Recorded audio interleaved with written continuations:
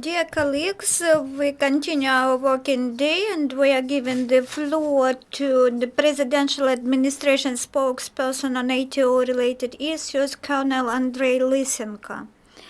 Good afternoon, dear friends. Yesterday, the situation in the east of Ukraine aggravated. The enemy dramatically intensified shelling on our positions in Donetsk and Mariupol directions. They used heavy weapons, including mortars and armored personnel carrier weaponry.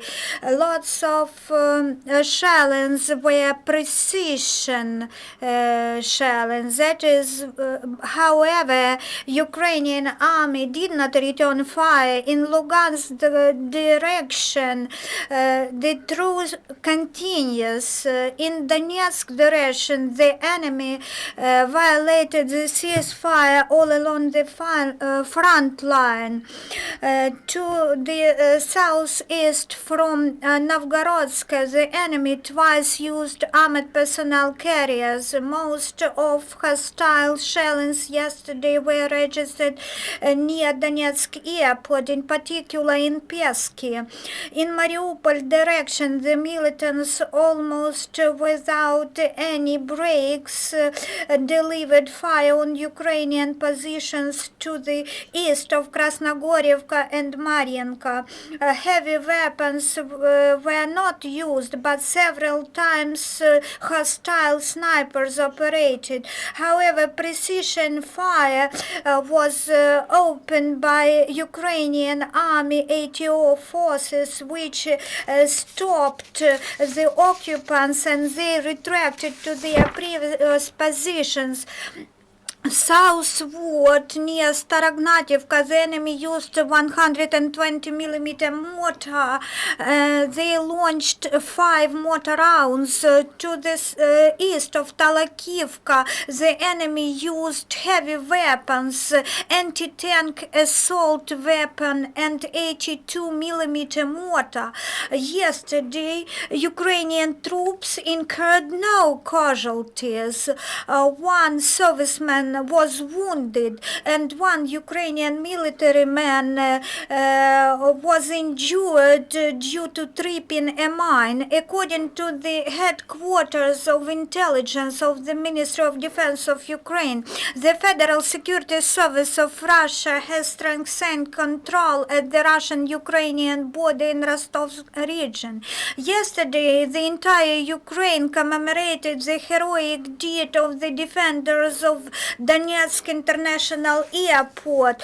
The military orchestras delivered performances in Borispol, Dnipropetrovsk, Kharkiv, Odessa, Zaporizhia and Lviv airports. The Security Service of Ukraine, along with the bodyguards and the State Fiscal Service of Ukraine, prevented an attempt of illegal movement of telecommunication equipment to the occupied territory. The law enforcement officers also identified a cache containing lots of weaponry in the village of Teple in Stanichno-Lugansky district, Lugansk region. There were 3 grenade launchers, RPG-22, 11 cartridges to RPG-7 grenade launcher, and 2 boxes of grenades VOG-17. Near the village of Bogdanivka in Volnovakha district, Donetsk region, the police officers along with the security service officers seized the cache with ordnance. There were a grenade launcher RPG-18, 20 grenades, as well as 9 detonator assemblies, more than 700 cartridges to Kalashnikov automatic machine gun. Moreover, Ukrainian security service officers prevented distribution of the firearms in the capital of the country. They searched the apartment of a Kiev gun maker where they found and seized 44 guns, one Uzi machine gun, components to firearms, and lots of cold steel weaponry. At Zaitsevo checkpoint in Donetsk region, the bodyguards seized 240,000 hryvnias from a car driver who tried to move them through the contact line. And now you can see a confession of one former militant.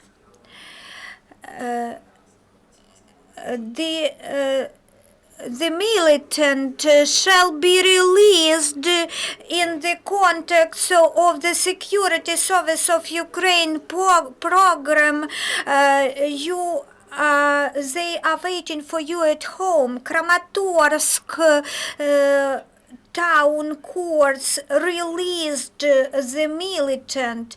This means that this is a proof if the militant has not conducted any crime against Ukrainian citizens, he will be released by the court. Now you can see the photo of a medical guard. They have completed an international training course. Doctors and chiefs of medical units of the National Guard have completed the final exam on how to save the life of the injured in hostilities. That's all for today. Do you have any questions? Thank you, Mr. Lysenko. Fifth channel. Where one person was wounded and where one person was injured in a blast. The person was wounded in Marienka and the serviceman was injured in a blast in the village of Size. It's Stanichno-Lugansky district. There are no more questions. Thank you very much. The next press briefing will be at 1:00 p.m.